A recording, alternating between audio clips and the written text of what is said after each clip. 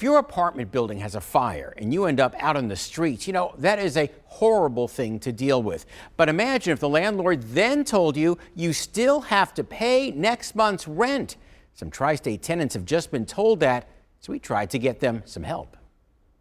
Patty Cordes looks around her son's apartment building here at Timber Trails in Clermont County's Union Township.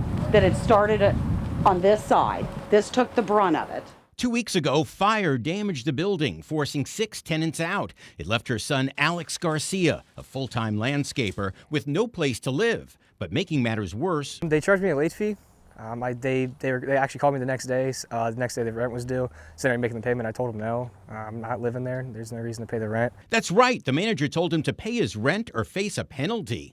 And now they're asking you for a late fee? And corporate requires rent. That's just what they told us. Like a lot of us, Alex was under the impression that if your apartment becomes uninhabitable through no fault of your own, you don't have to pay the rent unless they give you an alternate place to live. I was absolutely horrified.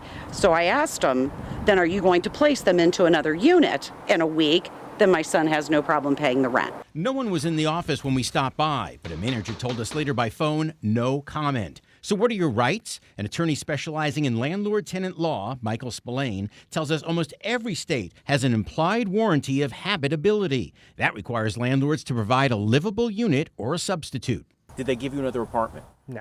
Despite that, Spillane says Alex should place his rent money into a temporary escrow account, which can be set up at any local courthouse. That way you can legally dispute paying for an apartment that you can't even live in.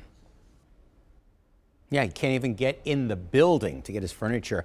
We also called the complex's owners, AR Building Company of Mars, Pennsylvania, but management there has not yet returned our voicemail. So yes, a landlord can tell you to pay rent even after a fire, but you can fight back by going to your local clerk of courts.